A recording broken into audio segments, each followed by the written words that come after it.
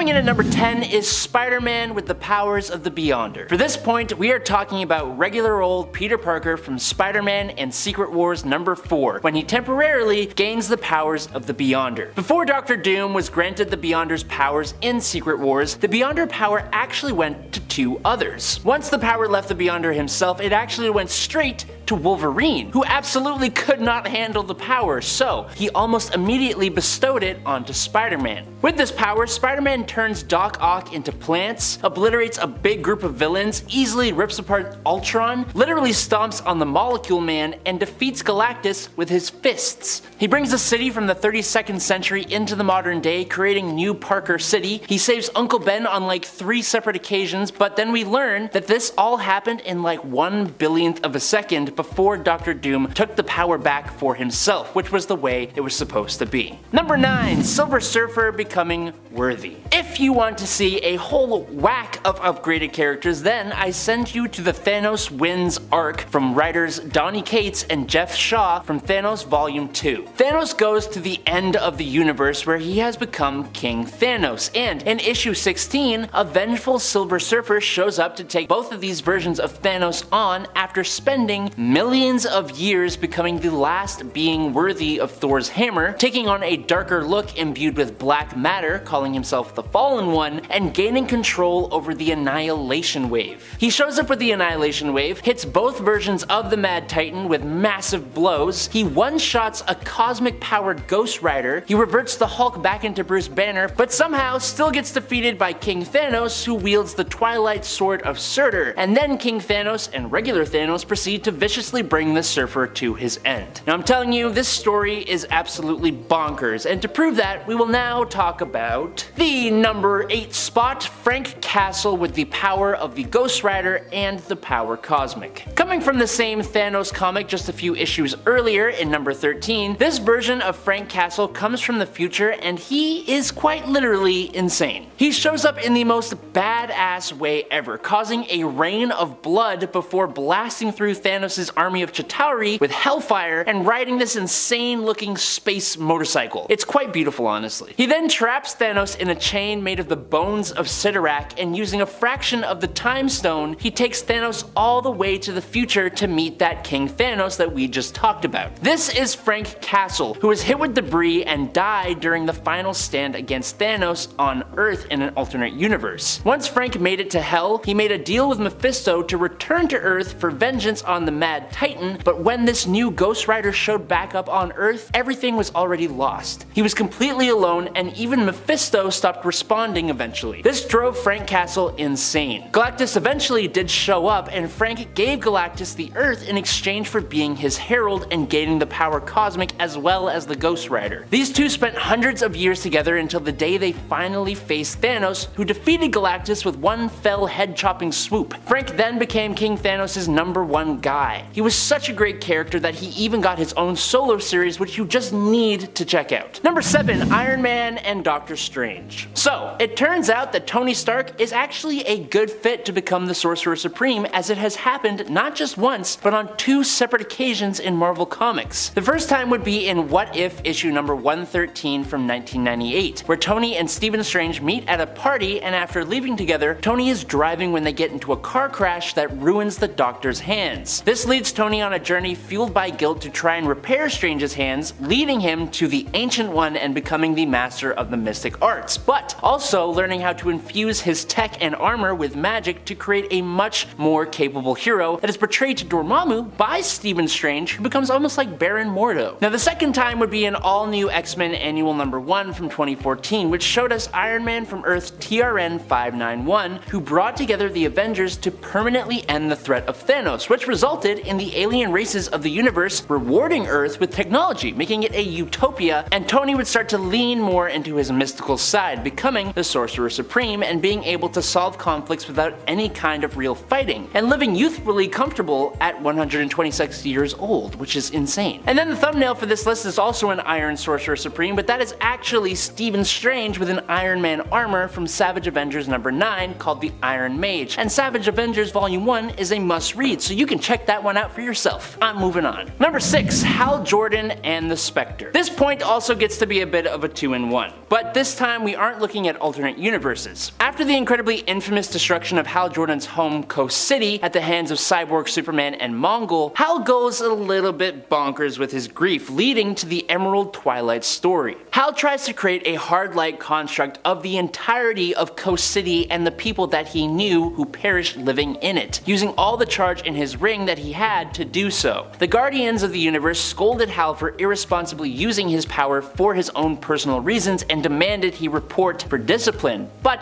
the Guardians were the ones who were responsible for Hal not being in Coast City to save it in the first place. So, Hal, all by his lonesome and absolutely insane, tore through 8 of the strongest lanterns, taking their rings. He obliterated Kilowog, snapped the neck of Sinestro, and then he took down all the Guardians, drained the central power battery, and destroyed the Green Lantern Corps, becoming, or being possessed by, Parallax. He became a universal threat, attempting to restart the universe, but was eventually defeated by the heroes and sacrificed himself. But following that, he eventually became the new host for the Spectre, becoming God's vengeance and one of the most powerful entities in DC Comics for a time. Number 5, the Herald of Thunder. In the 2020 volume of Thor, written by Donny Cates, Nick Klein, and Matt Wilson, the god of strength and thunder has finally become the new All-Father of Asgard. Yay! That on its own comes with a whole host of upgrades to his levels of power, but he does lose his arm and his eye, so potential negatives there. Not too long after his ascension to the throne, Galactus comes in hot to Asgard, but not with the intention of devouring it like you might expect. Instead, the World Devourer is running from the universe-devouring Black Winter. This is the entity that destroyed the previous iteration of the universe and turned Galactus into its herald, so it's kind of a big deal. Galactus is freaked, and he has learned that Thor will be the cause of his own passing, so in order to keep the All-Father close, Thanos turns Thor into the Herald of Thunder, which returns his arm and his eye, grants him with the power cosmic a huge power boost, and gives him one of the most dope looks for Thor I have ever seen. Definitely my favorite. With this power, Thor was able to completely drain Galactus of his power he had gained eating 5 different planets, and drain the power cosmic from the World Devourer. Then he turned Galactus' body into a massive explosion that leveled the Black Winter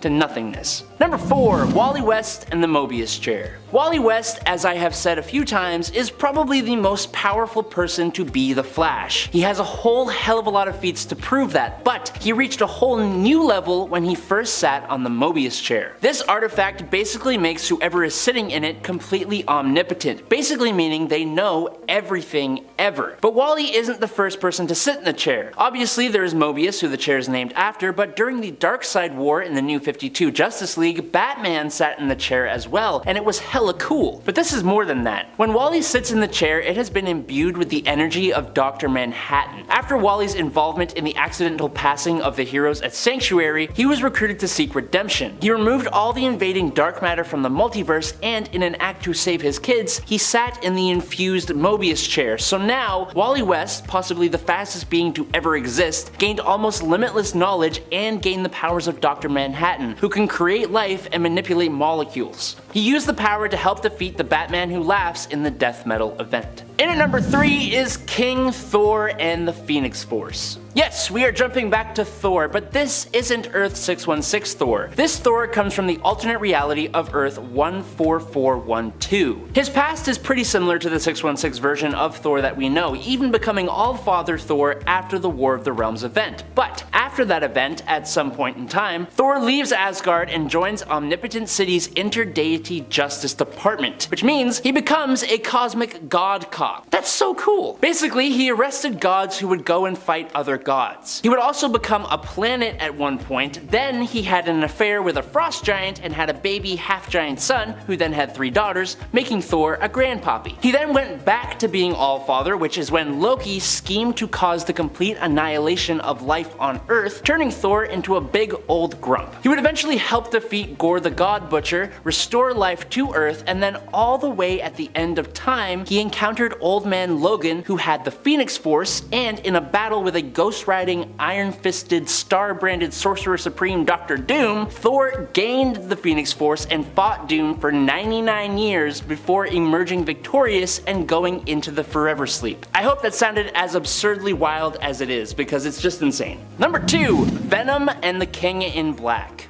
The King in Black is the cosmic divine ruler of the symbiotes, basically the god of symbiotes. The King in Black is the nexus of the symbiote hive mind. This means that King in Black can telepathically communicate with, dominate, and control all symbiotes in existence. Now previously, and for millions and millions of years, basically forever, the King in Black was an eldritch god of darkness called Null, and he was the one to first create the symbiotes out of the primordial void that existed before the universe was born. Well, he still got his butt kicked by a human. When Null finally attacked Earth, Eddie, Venom, and Eddie's son Dylan were crucial in the fight. The Venom symbiote broke free from Null's control and rebonded to Eddie and a new symbiote Codex, incarnating as a gigantic version of Venom. On top of that, Eddie was resurrected by the God of Light, Null's opposite, which transformed him into a cosmically powered version of Venom. Then, Eddie fused Mjolnir and the Silver Surfer's surfboard into a massive, insane battle axe and used it to easily overpower Null and fly him into the core of the sun. He then became the new King in Black. And finally, in at number 1, it's Wonder Woman. Wonder Woman seems to receive some of the most insane power boosts in DC Comics from time to time, or at least in their prime continuity she has been boosted to insane levels 3 separate times. Now for the purposes of time, I'm gonna tell you only about one of them, which marked Wonder Woman. When she was a child, Diana was marked by the goddess Hecate, the goddess of magic and witchcraft. This gave her a fraction of the goddess's powers, which lay dormant until the Witching War arc of Justice League Dark Volume 2, when it was activated by the Upside Down Man. Now with this power, Diana revived everyone who got killed by the arrival and actions of the Upside Down Man, meaning she brought back Constantine, Bobo, and Swamp Thing, who shouldn't be able to be revived, just so that we're on the same level here. Diana could easily rip literal holes in reality, open portals, move entire mountains with a thought, and the whole of reality shook when she took a step. Zatanna said that Wonder Woman's magical power was like anything she had ever seen or felt before. Now eventually this power grew even further, to the point that Diana was able to defeat the Upside Down Man, who is equal and opposite to Hecate in terms of power, and then she set everything back to the way it was supposed to be. And that's all I gotta say about it. Number 10. Harley Quinn. In retrospect, what might seem like a natural evolution for this character, at the time, I'm sure,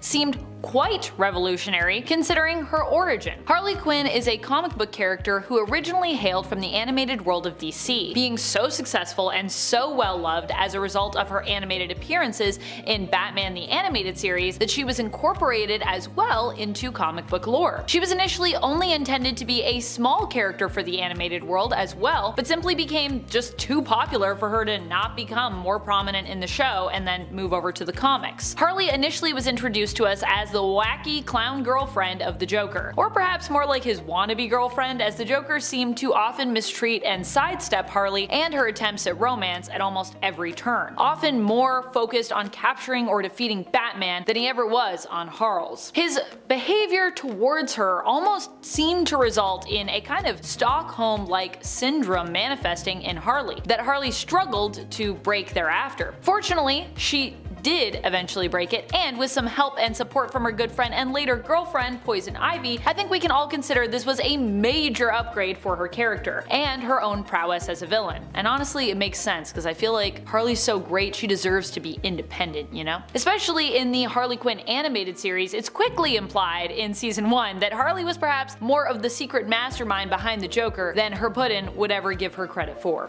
Number 9. Dr. Doom Avengers BC. In Volume 5 of Thor from 2018, we get a little peek at the alternate reality of Earth 14412, where millions of years in the future, humankind has been completely wiped from the Earth, or almost completely. As some people know, even at the end of everything, there will still always be Doom. Dr. Doom inexplicably survived the wiping out of humanity, and since Doom is constantly trying to find ways to become more and more powerful, he decided to try and obtain the powers of the prehistoric Avengers. When All-Father Thor showed up back on Earth Earth and restored life, Doom came back to conquer, powered by the infinitely powerful Starbrand and a spirit of vengeance. He had the powers of the Iron Fist, and he wielded the Eye of Agamotto and the Cloak of Levitation. Plus, he had been developing his own abilities for a millennia. Returning to Earth and being enraged by what has happened to Latveria, plus wanting to claim the Phoenix Force, Mjolnir, and the Thor Force with these abilities, he fought against All-Father Thor, who was powered up by the Phoenix Force inside of the Earth for 99 years, causing massive earthquakes and eruptions, and unfortunately losing, as all villains must. Number 8. Weather Wizard. Weather Wizard is a member of the Rogues, a villain team who mainly go up against the Flash. When Captain Cold was tired of being defeated time and time again by his nemesis, he decided to take matters into his own hands by combining his and his teammates' weapons with their DNA,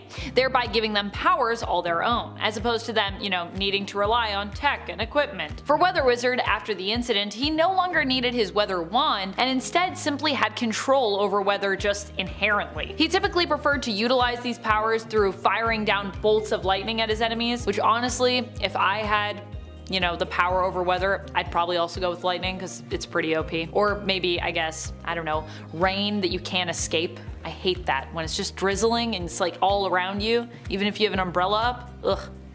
Number 7. Loki, Sorcerer Supreme. As we learn in Doctor Strange number 385, every few decades the Vishanti will gather the greatest sorcerers from around the globe and set them against each other in what is basically a tournament to decide on who will become the Sorcerer Supreme of that realm. There have been 2 previous tournaments, both of which saw Stephen Strange as the winner, but the most recent competition saw something different happen. Loki, Laufey's son, seeking to make up for all the bad things he had done in the past, seemed to actually come out on top, becoming the new Sorcerer Supreme, even though he wasn't even a candidate in the first place. The Vishanti decided that they wanted someone who wasn't immortal to take over as Sorcerer Supreme, which is a bit of a weird reason, but hey, I ain't complaining. Steven, being an extremely sore loser and wanting to stop Loki from finding an extremely powerful spell, recruits the Sentry, steals magic from Yggdrasil, the World Tree, and allowed himself to be possessed by the Void to take his title back. Turns out that the whole tournament was actually an illusion created by Loki, apparently to bring Steven down so he would in turn become strong enough to handle some big events that were coming their way, aka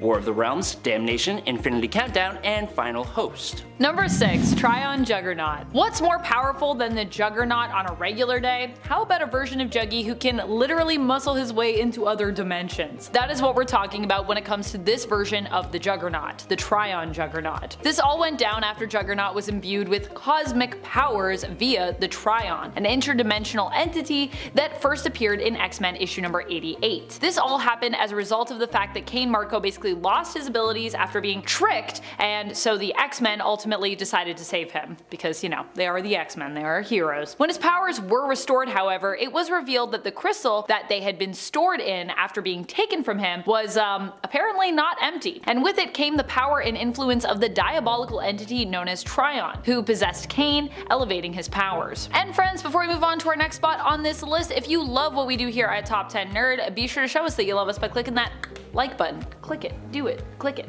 Click it! Number 5. Gold Goblin. One of the most surprising things to happen to a villain is when they become a hero. Usually this happens with the most likable of villains, Magneto, Doctor Doom, Loki, but one villain who I have never found to be particularly nice was the Green Goblin. Now, sure, Norman Osborn is a pretty conflicted guy who suffers from some severe mental health issues, but given the way he has repeatedly attempted to make Peter Parker's life a living hell, and usually with the most extreme methods, I wouldn't trust him as far as I could throw him, which, with these tiny arms, isn't very far. Well, later last year, Norman had a bit of a change of heart thanks to the villain Sin Eater. All of Norman's sins had been removed, whatever that means, and now Norman is filled with regret. After supplying Peter with a job and a new suit and even a glider of his own, Norman jumps in to help Peter against Ned Leeds and Roderick Kingsley, the Hobgoblins, donning a prototype suit and glider and being dubbed the Gold Goblin by those who witnessed him. It's not that Norman gained a massive power boost, but more power of a morality boost and a cool new advanced look which he is currently using to do good after years and years of being the absolute worst. Number 4. God Killer Grail. In my previous video, part 2 of this series, I talked about someone else wielding the God Killer,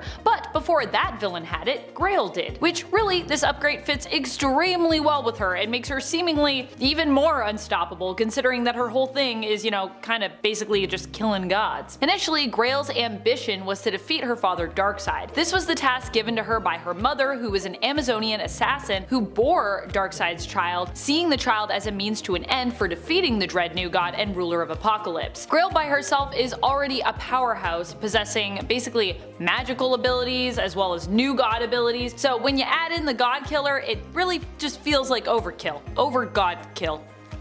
Number 3. King Thanos. Thanos in the MCU is fueled by a desire to save the universe. He erases half of the life in the universe to cut down overconsumption of resources. Well, in the comics, that is not the case at all. In the comics, Thanos is a psychopath, an extremely powerful galactic warlord, all in the name of trying to please a girl. Not just any girl, but Death herself, the skeletal cosmic entity that embodies decay and destruction. And he pines after her hard. So much so that in the alternate timeline of TRN 666, his quest to please her led him to the end of life of almost every single living thing in the galaxy, and he became the king of nothing that remained. He had a servant in the form of Frank Castle, who was a spirit of vengeance and possessed the power cosmic. He kept the Incredible Hulk in his dungeon as his attack dog, and he subjected himself to the penance stare every morning as a nice little reminder of how utterly despicable he is. In order to finally achieve his goal of being with Mistress Death, King Thanos realized he himself needed to pass on, and to defeat the one being who had always eluded him,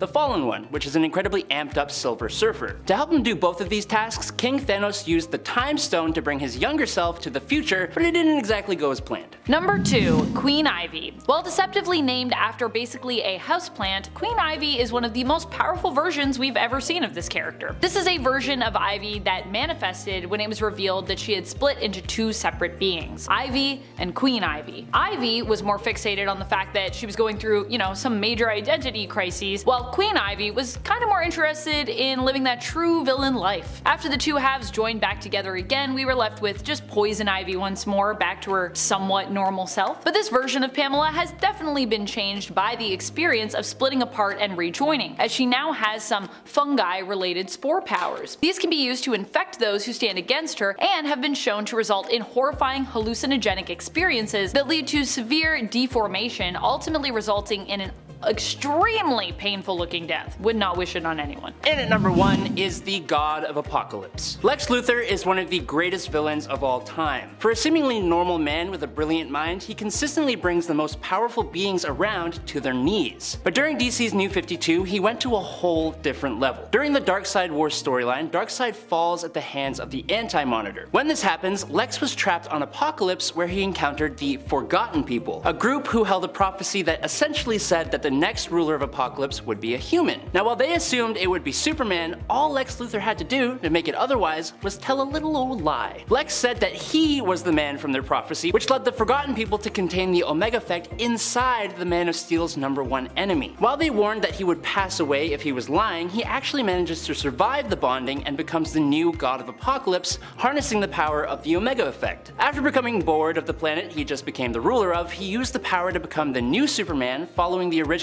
passing, but then he used it to fight a pre-Flashpoint Superman, as confusing as that sounds. It was also shortly lived, as Darkseid was revived and took back the power, and it was also part of the confusing mess that was the New 52, but for a time, Lex Luthor was essentially the new Darkseid, and incredibly powerful. Coming in at number 10 is the Sentry plus the Void. The Sentry and the Void are 2 sides of an incredibly powerful coin. Sentry is like a more powerful Superman, as controversial as that may be to say, but in order to balance him out, there is the dark side of the Sentry known as the Void, who is just as, if not more, powerful than the Sentry is. It keeps his character interesting and doesn't make him the center of everything in the Marvel Universe. Well, in Sentry 2018, issues 4 and 5, these 2 opposing sides of one man become whole, and it is absolutely insane. Apart from looking so incredibly cool, the whole Sentry was able to completely whoop the antagonist of the series, Billy. Shapeshifting with with black tendrils, withstanding energy blasts without a scratch, and altering reality in a small space to finally defeat his former sidekick. Then, the Avengers show up with She-Hulk, Captain Marvel, Thor, Iron Man, Captain America, and a whole hell of a lot of backup, and they can do nothing to him or to stop him. It didn't last forever, but it was an insane level of power contained inside one man. Number 9. Spider-Hulk. In the Immortal Hulk with Great Power story, Peter Parker is granted the alter ego of the Hulk after Loki magically transfers the Gamma power to him. So it's Spider-Man with all his relative spider powers mixed with the unstoppable green monstrosity of the Hulk, matched up with all the temperament of a toddler that comes with it. It's actually really cool, and there are tons of hilarious moments in the story. Eventually, the power of the Hulk is switched back to Banner with the help of the Fantastic Four and Banner's own genius. But it's a short little story that seems almost self-contained, but it's an insanely cool one, and a Spider-Hulk would be an incredibly powerful character if he were to show up again and had more time to hone his abilities and his temper tantrums. Number 8. Spider-Man and the Cosmic Comic. Sometimes Marvel will make a joke character or scenario, and it ends up creating a character more powerful than any other character possibly ever. In How to Read Comics the Marvel Way, issues 1 to 4, the comic itself becomes a character, and it starts off trying to teach the reader how exactly to read comic books. The comic follows Spider-Man in a conflict with Mysterio, who found the Cosmic Comic, the same one speaking to us, in the basement of the Natural History Museum. It allowed Mysterio to freeze Spider-Man in time in a comic panel, turn inanimate objects to life, and increase his size. Once Spider-Man gets his spider sense back, he realizes that the Cosmic Comic is influencing events, and he grabs the comic, thinking it's one of Mysterio's tricks, and tears it in half. After realizing the error of his ways here, Spider-Man and Mysterio begin trying to write their own comics to use the Cosmic Comic to make their comics become reality. That was confusing, and I'm sorry. Thanks to the Cosmic Comic, they end up fighting across time, altering history, and Peter learns of the fact that he is a comic book character. Seeing all of his comic book publication history, taking in all of this info, he then fuses together with the Cosmic Comic, basically meaning he can control reality within Marvel Comics, which I think is even technically more powerful than multiversal power. He prints the comic that he created, which has him save the day and win the battle, and it changes reality so that that's the outcome of the fight with Mysterio. It's nuts. Number 7. Strange Visitor Superman. Okay, before we start on this point, technically this Superman is not canon, but he is one of my favorite versions of the character, and he is truly one of the more powerful versions of the character as well. In the story, Superman outlives everything in the universe, living for literally billions and billions of years. He lives so long and gets so powerful that he gains new abilities like being able to split himself into 1,000 different copies that allow the hero to do what he does best throughout the universe. He outlives all the gods, cosmic entities, mortals, angels, demons, everything. He watches countless civilizations rise and fall and learns an insane amount of skills like telepathy. He absorbs ridiculous amounts of energy, learns magic and strange sciences through all his copies, and then reabsorbs them at the end of everything. He can fly faster than the entropic waves of the end of the universe and can manipulate the fabric of reality through sheer strength. Number 6. Gambit. Now this really isn't an upgrade as much as it's an example of what Gambit could potentially become. Gambit's main mutant power is that he can take the energy of an object and convert it into kinetic energy and make it explode, essentially. His signature move is to do this with a deck of cards, which is really cool, but on a side note, extremely impractical. Like, he must spend so much money on decks of cards. Anyways, around the time of the Mutant Massacre, Gambit had begun to lose control of his abilities, which led him to Mr. Sinister, who removed a part of Gambit's brain in order to keep his abilities controllable. With an ability that seemingly lets him manipulate kinetic energy, Gambit could have been stupidly powerful if that part of his brain was not removed, and we know that because of an alternate version of Gambit called New Sun, who has achieved the potential that Gambit could have reached. He can manipulate kinetic energy at a molecular level. He doesn't have to touch objects to charge them. He can use his ability on living beings. He can stop moving objects dead in their tracks or cause objects that aren't moving to begin moving. He can turn himself into pure energy that lets him travel into space and other dimensions. New Sun was able to defeat Dark Phoenix, and he ended up destroying everyone on his own Earth. Now when New Sun confronts the 616 Gambit,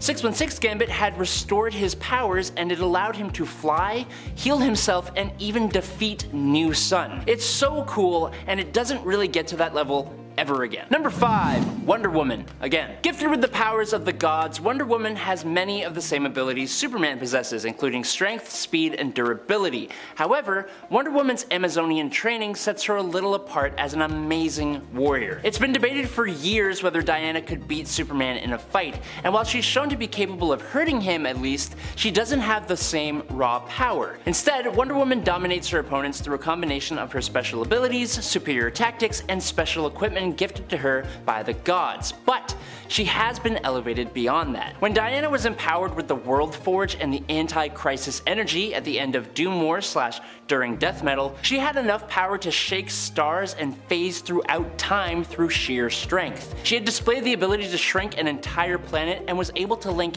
everyone together and restored their memories as one history, as in all of DC's continuity. She has cosmic awareness, able to see multiple events during the war against the Batman Who Laughs at once, as well as precognition and retrocognition. She was crazy powerful for that short amount of time. Number 4. Dark Crisis Superman. During the events of DC's Dark Crisis event, the main players of the Justice League were wiped out. While everyone assumed that they were gone to their graves, what actually happened is that each member was trapped in their own little pocket reality. Batman, Hal Jordan Green Lantern, Barry Allen the Flash, and Wonder Woman were living in realities created by their own wishes and desires, and weren't really aware of what was happening, except for Batman, because he's Batman, and Superman. When the other members of the League who escaped their pocket realities come to free Superman, he is fully aware of the nature of his pocket reality, and the already insanely powerful Man of Steel has become massively more powerful. Superman had tried to escape this reality countless times, but he always failed, so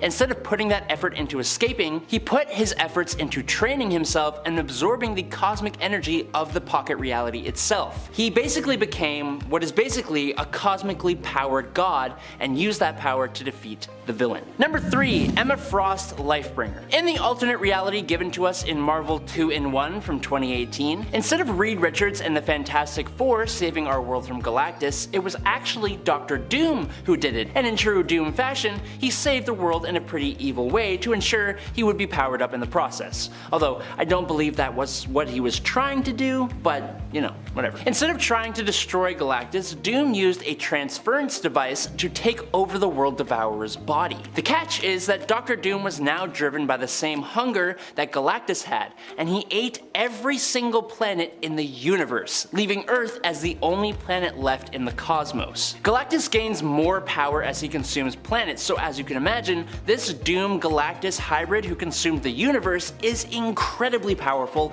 and incredibly hard to fight against when he turns his hunger back on the Earth. A whole group of heroes band together to save the Earth, but it's Emma Frost who makes the greatest sacrifice. Using another transference device, Frost transfers herself into Galactus, kicking out Doom, but also rewriting the core of Galactus's being, and instead of devouring worlds, she sets out to restore the universe back to the way it should be with the immense cosmic power of Emma Frost, Galactus Lifebringer. Number 2. Chaos King Hercules. The Chaos King is a little bit glossed over when talking about incredibly powerful villains, and I think that's because the story was focused around Hercules. Hercules is a cool character, but from what I know, he hasn't ever really received the same kind of popularity as other characters in Marvel, especially with the character of Thor, who is similar, being godly in nature and incredibly strong, but also just a bit, kind of a lot cooler. But the Chaos War story was insanely cool. Basically, the Chaos King, a universal entity of darkness, was able to defeat the gods of every pantheon and absorb their combined power. He also was powered by the souls of every being who had ever passed away in the whole universe from the beginning of time. He was extremely close to completely wiping out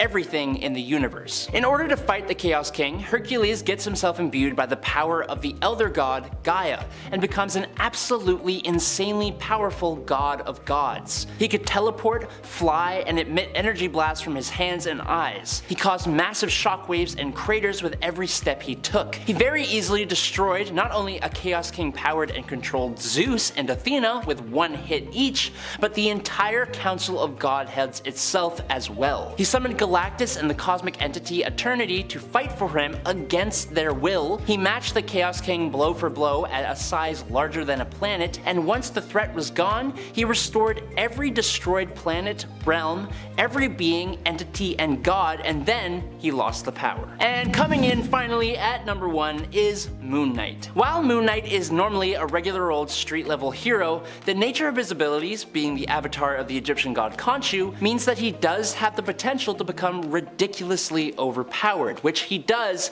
in the Age of Khonshu event. During this event, thanks to a supermoon, the normally relatively low-powered Moon Knight defeats the Iron Fist Danny Rand and uses an Ankh to steal his Iron Fist powers, which he then takes to the Sanctum Sanctorum and punches Doctor Strange using another Ankh to steal the power of the Eye of Agamotto. He then steals the car of Robbie Reyes' Ghost Rider, which he takes to Wakanda alongside an army of the dead to take the powers of Black Panther, which fails, but then he ends up facing Thor, steals his hammer Mjolnir, beats the snot out of Thor, and since Khonshu is the god of the moon, he summons a bunch of moons from different places in space and traps Thor between these giant celestial bodies. Now, the whole reason Moon Knight is doing any of this is because Khonshu told him to in order to defeat Mephisto in order to save the world, which Moon Knight easily does using an amped up Mjolnir to rip a hole through the Hell Lord. Unfortunately, Moon Knight is kind of forced to do the bidding of Khonshu, who now takes the power and uses it to essentially conquer the world. Since Moon Knight is a hero though, he eventually gets himself empowered by the Phoenix Force in order to face and defeat Khonshu himself. It was an insane story, and he even considered completely wiping out humanity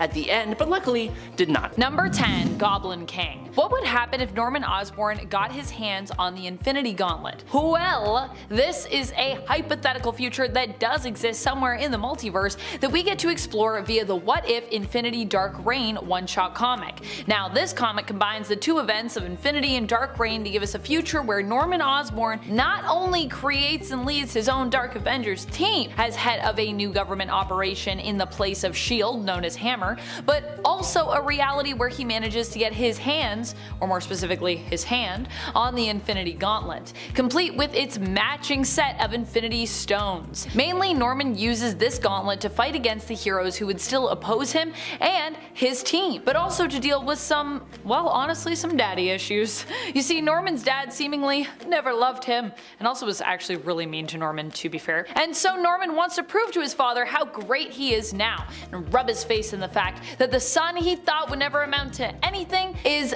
now in essence the ruler of the universe. However, this doesn't work out exactly as Norman had planned in this, hypothetical, this alternate universe, and actually ends up backfiring on him in the end. I'm not gonna spoil it because it's a pretty fun twist, but you should check it out. It's a good little one-shot. And friends, before we move on to our next spot on this list, if you love what we do here at Top 10 Nerd, why not subscribe? Do it. Click that subscribe button. It helps me out, it helps you out, helps the planet out. It's just good for everybody, really. Number 9, Goddess Selene. During the Necrosha story arc, Selene Gallio became more than the Black Queen. She sought to also become a goddess over life and death, but really more focusing on the death part, after aiming to gain the ability to basically devour all life on Earth. I mean, she is like a psychic vampire after all, so it kind of makes sense. To do so, she had to perform a blood sacrifice with a specific dagger belonging to her, which she ended up having to recapture. She succeeded in doing this, and for a moment, she actually seemed pretty unstoppable. However, Warpath ends up defeating Selene in the end by using her own dagger to defeat her, causing her to explode into blinding beams of light, with her seemingly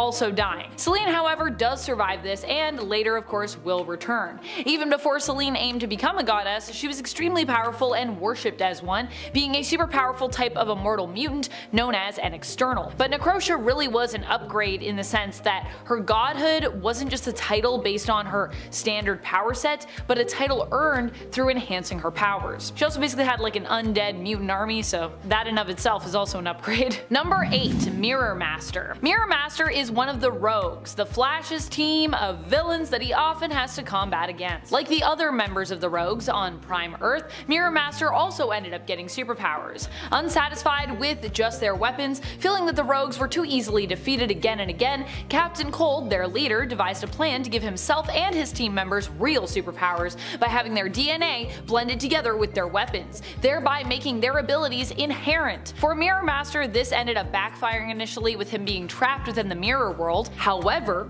eventually his girlfriend and current fiancée in the DC universe, Lisa Snart, sister of Captain Cold and currently a rogue herself known as Golden Glider, who accidentally also ended up getting powers, saved Sam. Once free of the mirror world, Sam made himself a mirror gun to use as a way to go in and out of the mirror world, which his powers now allowed him to control. So basically, at first it was a setback, but later, with the help of a new mirror gun, it became an asset and an upgrade, I'd say. And of course with the help of Lisa, because he wouldn't be free without Lisa's help. Number 7. Spiral. Spiral is just so cool and so scary actually as a villain, and yet we don't talk about her as much as we probably should here. But on this list, she should fit right in, considering that her even being a villain is kind of in part as a result of upgrades that were inflicted upon her. Spiral wasn't always evil. She actually used to be a normal human woman who happened to be a stunt performer. She did not become evil until later on in her history, being set down that path after being attacked by her villainous six-armed future self, actually. She fell in love with Longshot as a result of this attack as well, and decided to return home to the Mojoverse with him, which ended up being, all in all, a pretty bad decision. Longshot actually was quickly defeated upon their return, and Rita, aka Spiral, ended up in the hands of a villain even worse than her future self, the vile Mojo, whom the Mojoverse of course is named after. Mojo kept Rita prisoner for years and eventually had her heavily modified and brainwashed, forcing her to become his loyal ally and lackey, known as Spiral, while giving her 4 more arms. She ended up being driven mad and was taught in the ways of magic spells, which she often casts by dancing. She also was trained in the intricacies of body modification so that she could later modify her own helpless victims, as had been done to her by Mojo. Number 6. Trickster Rex. Trickster is one of the rogues, but we aren't here to talk about a melding of weapons to his own DNA in order to give him powers or anything like that. We are here to talk about the Strength Force. It is like the Speed Force, but a conduit of a different type of energy. Instead of being about speed, I mean it's obviously about strength, so yeah. Although it does focus on similar principles in comparison to the Speed Force when we're talking at least about, I would say, physics. The Strength Force is apparently all about gravity manipulation and the manipulation of force of motion, which can obviously then be used to make you seem and feel and act stronger, if you happen to tap into, of course, the Strength Force. For Trickster, this resulted in increased bone density and muscle mass, making him bigger and stronger than he was previously. A lot bigger, a lot stronger, becoming more monstrous in appearance. After becoming a host for the Strength Force, Trickster referred to himself instead by the name of Trickster Rex. Number 5. Infinity Ultron. In the Marvel Cinematic Universe animated series from Disney Plus titled What If, Infinity Ultron was revealed as being the main boss at the end of that first season, with all the heroes from alternate realities who were previously introduced in previous episodes having to band together to become the Watcher's guardians of the multiverse. In the end, Infinity Ultron is defeated, being forced to erase himself. However, for a while there, he actually threatened the very fabric of reality, thanks to him retrieving and assembling the Infinity Stones.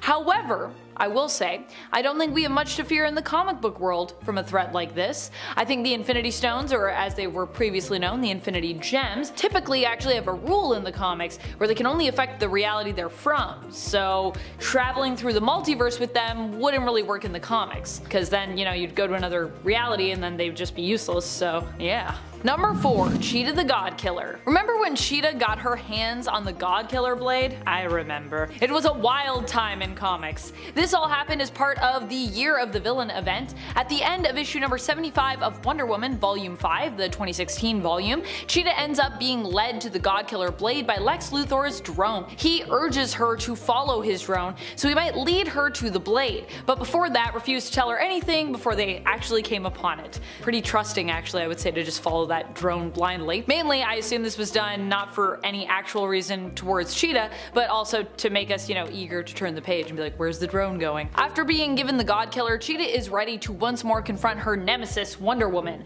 But Lex also urges her not only to go after Wonder Woman and kill her, but also all of the Amazons. The God Killer blade that Cheetah receives as a gift from Luthor is specifically tied to her own genetic pattern, thanks to a nanotech modification. For those unfamiliar with this weapon, it is insanely powerful and can basically shapeshift to accommodate whoever uses it and whatever they specifically need it for, and can easily do damage to even the most durable of superpowered beings or the most divine. When damaged, the blade itself is also capable of self-repairing.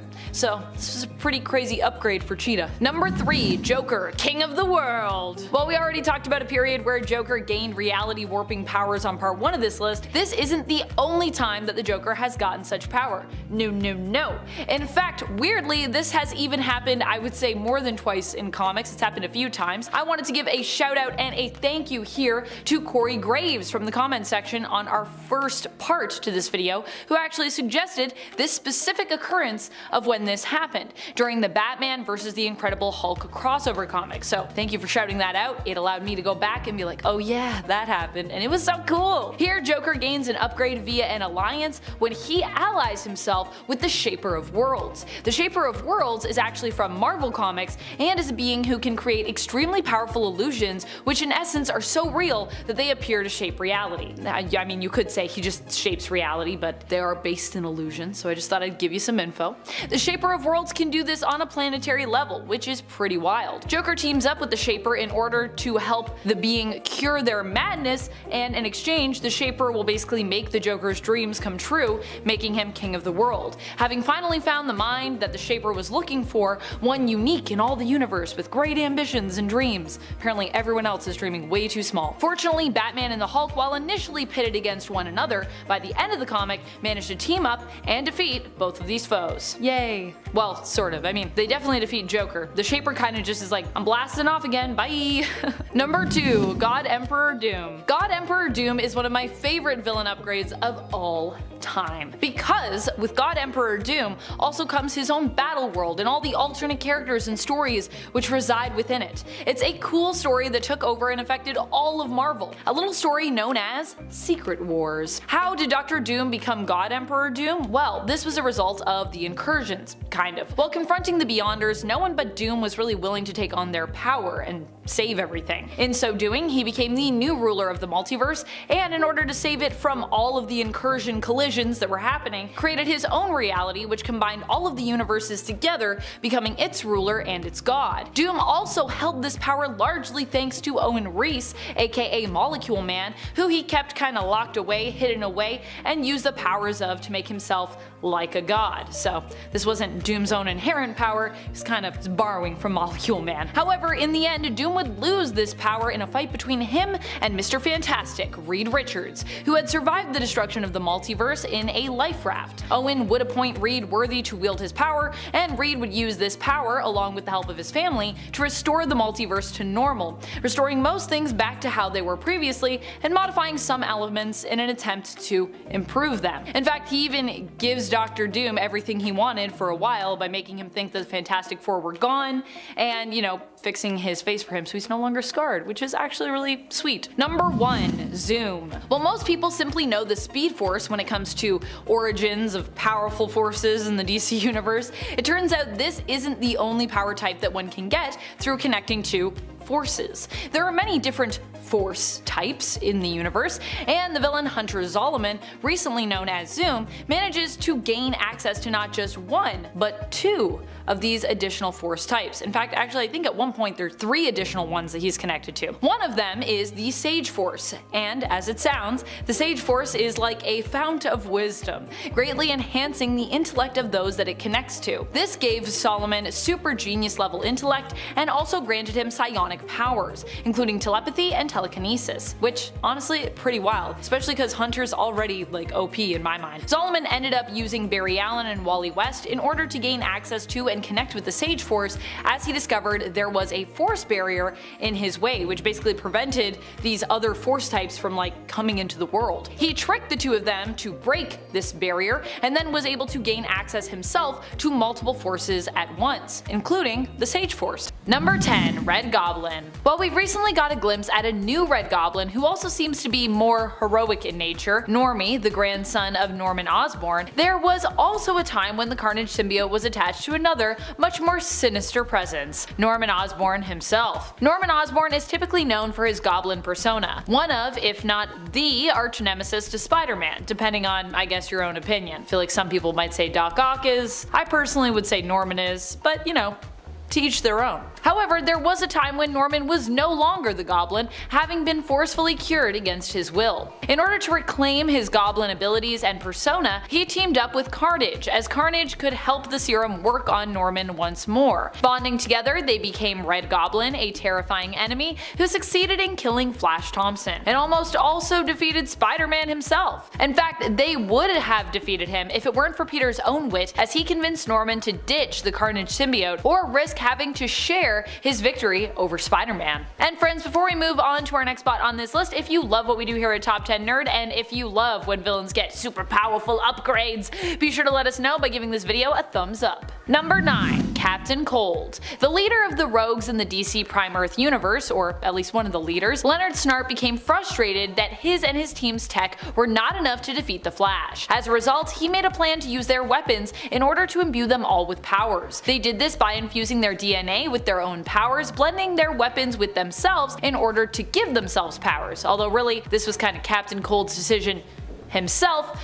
Everybody else didn't really have as much of a say. While this worked out well for Captain Cold, who gained cryokinesis powers, it did not work as well for some of the other members, who did gain powers, but ones that cost them in terms of their individual lives, being less easily controlled and manipulated as Leonard's, at least in some cases. Number 8. Lady Deathstrike. I mean, if you know the story of Lady Deathstrike, then I'm sure her upgrades won't be super unbelievable, but also if you know the story of Lady Deathstrike, then her villain upgrades may actually still be pretty unbelievable, because I feel like her story itself is unbelievable. Her origin story is just such a sad one that once you know about how she became a villain, you're probably going to be somewhat shocked and also feel for her, despite all the horrible and unforgivable things she has done as a villain. I know I personally have felt for her, and I think her story is super tragic, so let's get into that. Yuriko Oyama is the daughter of Kenji Oyama, a brilliant scientist but cruel father who actually invented the adamantium bonding process and was known as the criminal overlord Lord Darkwind. He created the adamantium bonding process and then it was stolen from him. Despite the fact that Yuriko was frequently mistreated by her father and even given a permanent face scar by him, which he gave to all his children, how nice, as a reflection of his own facial scarring that he suffered as a result of a World War II battle, Yuriko would eventually grow to emulate him anyways. Initially, she despised her father and even ended up killing him while protecting the hero Daredevil,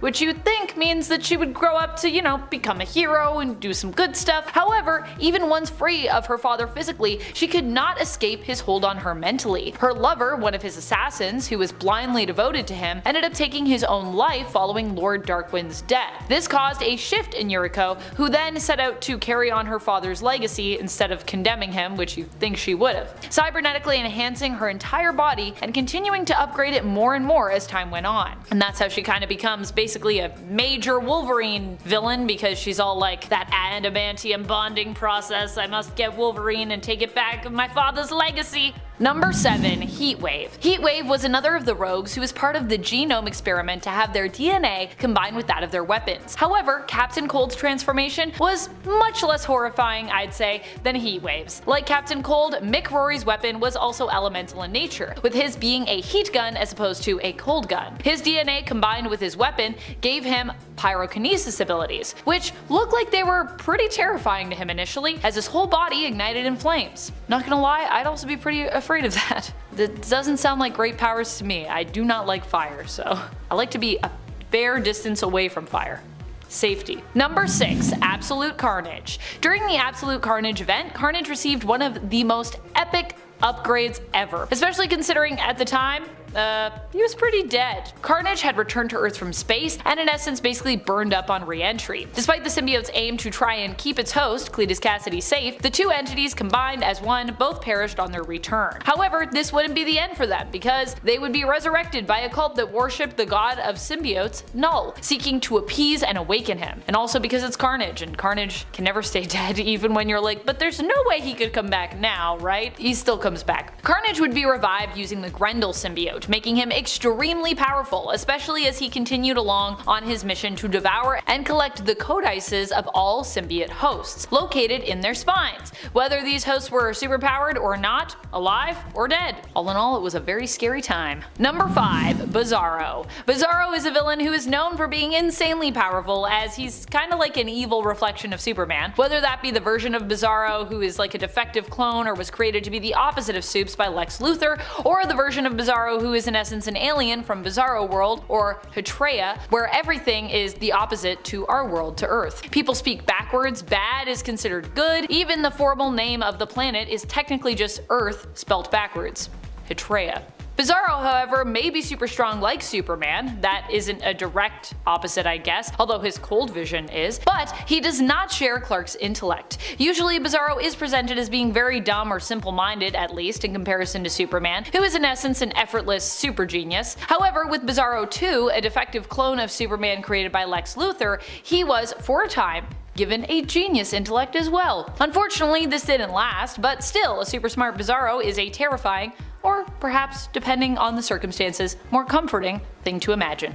Number 4. Madelyne Pryor, Queen of Goblins and of Limbo? Madelyne Pryor is known as the Queen of Goblins, but did you know that she also recently became the Queen of Limbo? It is true. Now initially in the comics, Maddie was introduced to us as a love interest of X-Men member Cyclops, aka Scott Summers, and herself a normal human, so it would seem, without superpowers, who just happened to look like Jean Grey. From there, we learned that her looking identical to Jean was actually no coincidence, as she was in fact her clone, created by Mr. Sinister himself. Learning of this and tapping into her own power as basically a spark of the Phoenix gave her life, learning of this and tapping into her own power as well as experiencing constant mistreatment by her husband and those she believed she could call her friends, the X-Men, caused Maddie to suffer a mental breakdown, which resulted in her becoming evil, reaching out to the demons of Limbo and making a deal with them, and then kind of becoming the Goblin Queen as we know her. This caused the first Inferno event. After being defeated, initially Maddie would continue to pop up every now and then, often returning as a villain.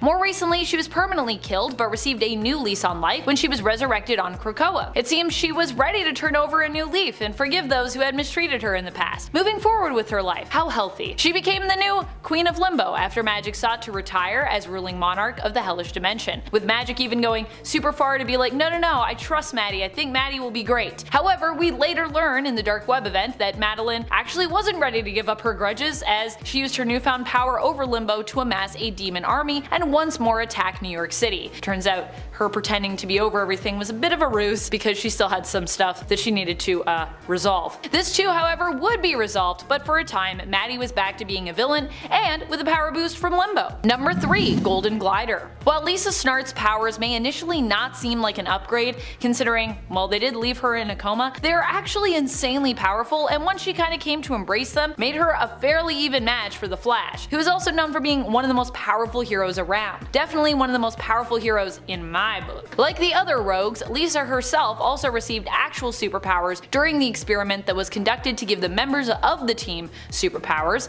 In fact, Lisa wasn't actually one of those who intended to gain powers here, but merely got hers by accident, because the whole experiment went a little wonky. There's an explosion. She got caught in the crossfire of that explosion that granted everyone else superpowers, with her astral form being separated from her body and her physical form being rendered comatose. Eventually, she would recover from the explosion, but as Glider in her astral form would go on to recruit her own rogues team, becoming a leader of the team for a while. In her astral form, Lisa is extremely fast, so fast that she can actually appear virtually invisible to most. Not only that, but she can also weaken a speedster's connection to the Speed Force, temporarily disrupting it. See what I mean? Extremely powerful. And Lisa didn't even ask for this upgrade, she didn't even want powers. Number 2. Adamantium Infused Bullseye. Maybe one of the most random upgrades to have happened, maybe not, considering at the time kinda almost everyone was like getting adamantium, despite the fact that it's, supposed to be a super rare material in the Marvel universe. But hey, there was a time we were obsessed with adamantium, kinda everyone was getting a little piece. Bullseye ended up getting himself some adamantium pieces, some upgrades, which made him an even larger threat to Daredevil in the future. His bones were experimentally infused with the metal substance, or encased,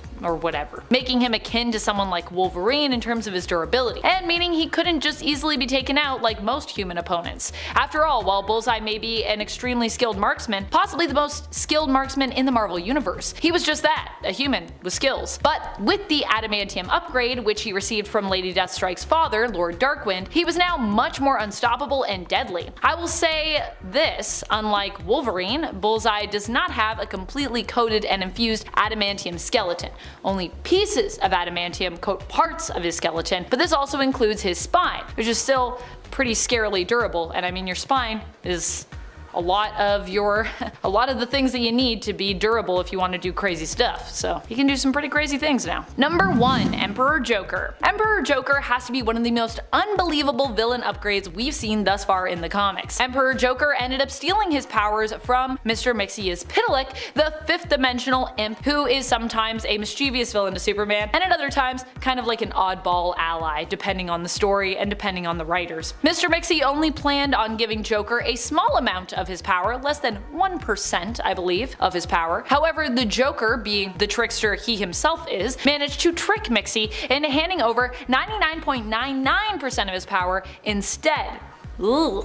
Using this power, Joker ended up conquering the world easily, becoming Emperor Joker, even going so far as to literally devour China and making Batman his prisoner, who he would constantly torment and kill every single day, resurrecting him the next day to kind of do this all over again. In fact, Batman was left with no memory of this afterwards, having to have his mind wiped of these events, as otherwise he would have been so tormented by this experience that he would have not been able to continue on as a hero because he would have been broken. That's how bad it was for him. Fortunately, in the end, Superman ended up defeating Emperor Joker. Not able to stand against him in terms of power levels, Superman defeated Joker by realizing his weakness, that the Joker really could not go on or continue to exist without Batman, which was why he couldn't bring himself to destroy Batman permanently, and that also meant that he couldn't destroy the universe permanently, so basically that's it. Made him a little unstable, and then they were able to take the power back. Woo!